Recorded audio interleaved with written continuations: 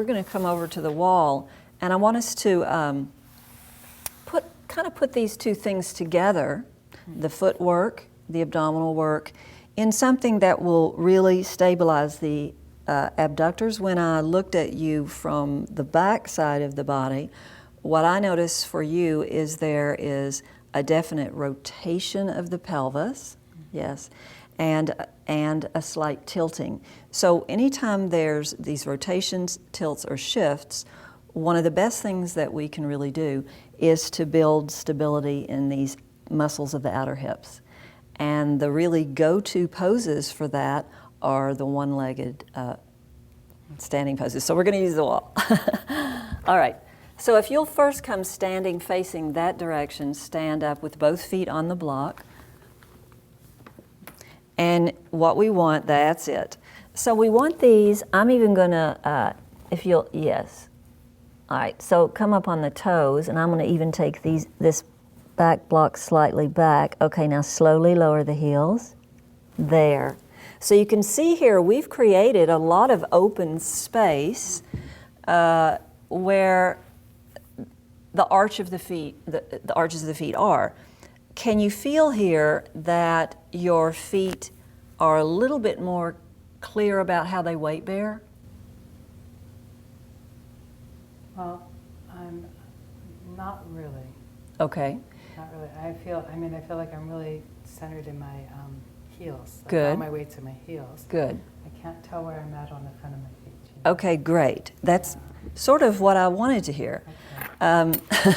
So, truthfully, about 2/3 or 70% of our weight needs to be in our heels. You know, these are built for weight bearing, but the front of the foot has a definite role, and the front of your foot is this part of your foot is essentially kind of let go of its role of weight bearing, and because your feet feel. This is the wisdom of the body. Because your feet know that they're supinating, the base of your big toes are getting really active in pressing down to try to keep from that. And this is where the bunions have come from. Mm-hmm. All right? Mm-hmm. Were you a dancer? No. Okay. No. But because some of your tendencies are those of a dancer, the anterior tilt and the bunions. All right. So I want you to use the blocks to really see if you can feel that downward rooting at the base of the big toe, the downward rooting at the base of the little toe, and the centering the weight right in the center of the two heels. All right? Now lift all your toes up. Spread them wide. Good. And see if you can get even more of a clear sense of rooting at the base of the big toe and rooting at the base of the little toe. So you're thinking of like 3 points on the feet, base of the big toe, base of the little toe, center of the heel. And you can feel which ones are not quite as comfortable rooting, probably. Is that true? I can really feel it. I mean, I really feel it in my leg, the whole leg. Yeah. It's very active. Yes, exactly. Good. That's what we want. Now, if you step down off the blocks, coming over to the right side, just notice if your feet feel themselves a little bit differently than before. Can you feel that the blocks have sort of just awakened the whole sense of your feet? Yeah, it feels more rounded. Yes. Yeah. Good. I feel that. Good. Lovely. Now, we're going to change it up just a little bit, and we're going to go to one block.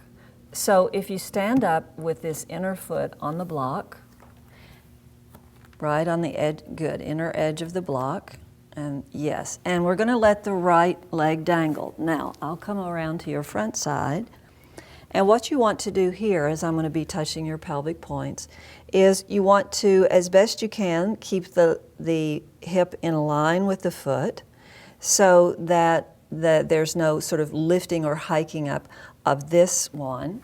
And there's a couple of different primary reasons we're going to do this. One is that you can already feel your outer hip. Is that true? Mm-hmm. So this will really awaken the abductors very quickly. Yeah.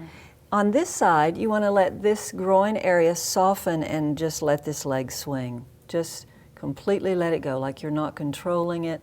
I could just give it a little push and it just swings.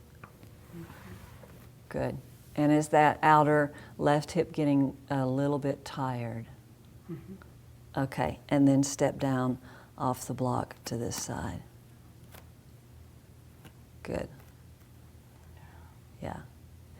Now, if you turn around and we try that on the other side, this is basically a test to see which hip has a less strength in the abductors, and you'll know within a few seconds if this right hip is stronger or less strong than the left.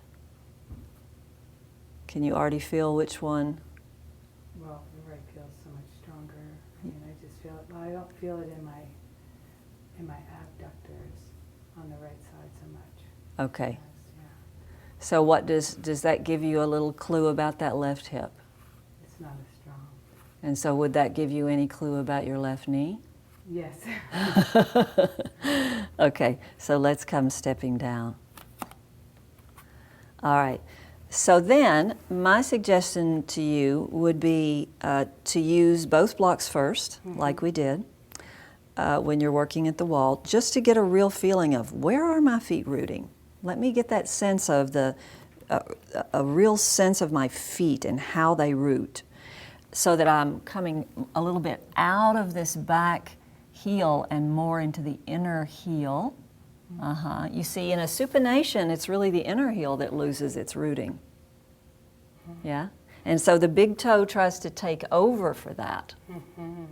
So if you get the weight out of this heel a little bit in standing, then because it's obviously on the side, the hip that's on the side of the knee that is not as strong. Yeah? So those abductors are not as strong. That could very possibly have been for you the root of the vulnerability. Yeah. Do you see it? Yeah. And because your pelvis tends to rotate, it makes perfect sense that these are the abductors that would be the less strong. Yeah. So it's like kind of pieces of a puzzle start to come together as you work. So can you see kind of the progression that we're working with here? Yes. And when you're on the block, I would say a really good suggestion is, say, when you're standing, let's take you up on the block on the less strong side again, on the side of the, there you go. So these are going to tire pretty quickly. Notice here, if you cinch the frontal hip points toward the midline and slightly draw up from the center of the pelvic floor, yes, still breathing, and that this is going to help this hip a little bit. Can you feel it? It takes the pressure off of it. Exactly, because that wrapping is going to help the tipping of the pelvis, the lifting up from the perineum. Those muscles will literally lift the whole hip structure off the leg, so that you can root down and rise up through that core action. Beautiful. Okay, and coming off the block. Good. So we're focusing mainly in the session on just starting to shift out of that rotation a little bit, and your body's kind of wanting to have one leg longer and trying to create the balancing through the feet. All of these things coming together, I think, with what we've created in the session for you is going to start making a difference.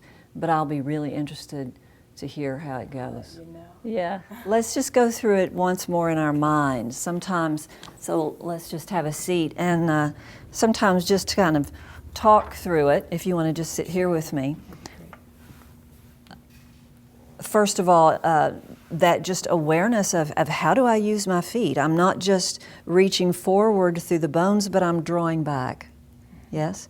So there's a lifting up of this area, strengthening those muscles that connect from the arch up into the back of the knee. And you'll carry that through all of your standing poses. I think you'll find a real difference when you do that. Then the one where we put the blanket roll under the knees and just had you create the little movement here to stabilize right around the capsule.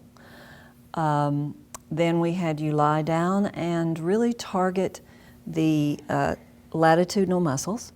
And then we sort of took all of that up onto the blocks and discovered that the abductors on the side of the injured knee were not quite as strong, so we targeted those.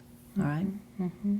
All right. Well, I'll be interested to know when you're working with these things at home, if you have a question about them, be sure and contact me, and we can see if we can clear that up. Thank you so much. All right. Thank you so much. Namaste.